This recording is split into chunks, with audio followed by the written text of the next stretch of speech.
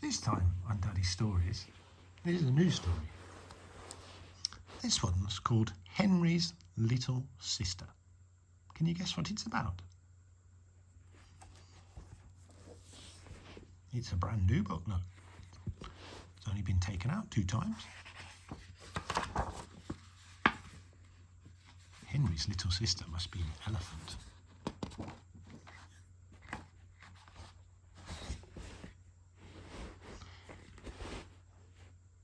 In early morning, it was early morning and the elephants were gathering. Excitement rippled through the herd and joyful trumpets echoed in the cool air. Little Henry knew that something special was happening. His aunties gently led him forward through the tangle of trunks and legs. "This is Celeste," said Mama, "your new sister." Henry looked at Celeste. She was very small and very wrinkly. "Hello, Celeste," he whispered. "I'm your big brother. I'm going to teach you everything about being an elephant."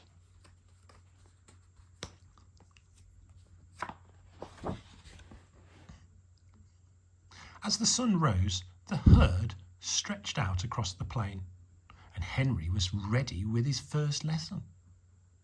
"Elephants like to eat grass," he told Celeste.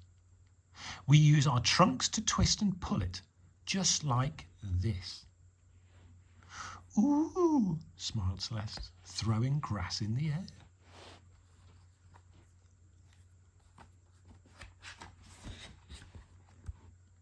"No, Celeste, you're supposed to eat it," said Henry.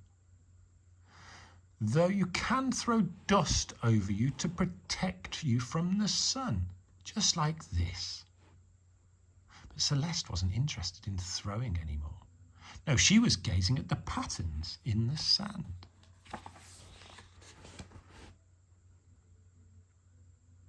"Henry, why don't you show Celeste what to do if you find yourself in trouble?" said Mama.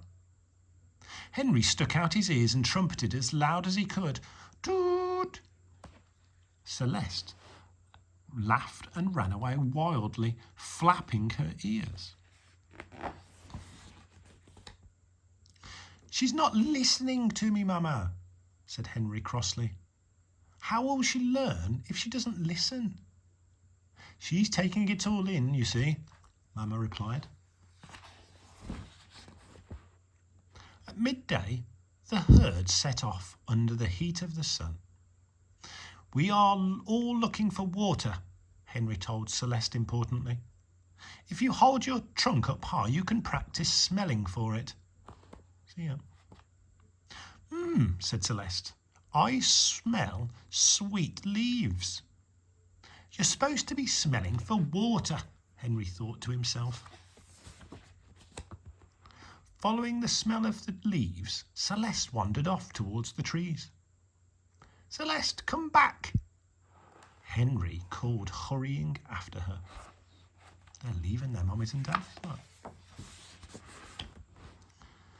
"Henry, look!" said Celeste. In amazement, tall trees swayed in the breeze, their dried seeds floating through the air. Henry smiled and reached up high to shake some more seeds from the branches. Celeste gasped in delight as the pods helicoptered down, dancing with the wind as they fell. There's a birdie upside down there.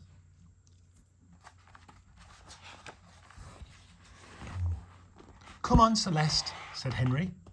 "It's time to get back to the others." The wind was growing stronger, whipping up dust from the ground. Henry turned back towards the herd, but he couldn't see them through the thick grey air. "Where's Mama?" Celeste cried anxiously. "I don't know," Henry replied, searching for his sister. The 2 little elephants huddled together in the swirling storm. "They were going to the water hole," said Henry, "but I don't know which way that is." "Can you smell the water like you told me, Henry?" Henry held up his trunk, but it filled with dust and sand. He couldn't smell anything. How will they ever find us if they can't see us? Henry worried. Maybe they can hear us, said Celeste. Henry, why don't you make some noise like you showed me? Oh, that's brilliant, Celeste, Henry cried. But we'll need more than just my call. Celeste hesitated. Just copy me, said Henry. They both took a great big breath and trumpeted together with all of their might. Slowly, who's this? Slowly, a hazy figure emerged from the dust. Oh, thank goodness, Mama. I heard you calling so loudly, you clever things. It was Celeste's idea, Henry told her. She was brilliant. As the dust began to settle, Mama led them to the waterhole. Henry wanted to show Celeste how to use her trunk too, to breathe underwater. But Celeste was splashing about so happily, he decided to join her, playing and laughing in the cool water. Celeste had done plenty of learning today. That evening, Henry and Celeste curled up next to Mama. Will you teach me more about being an elephant tomorrow? Celeste whispered sleepily. Of course, said Henry happily.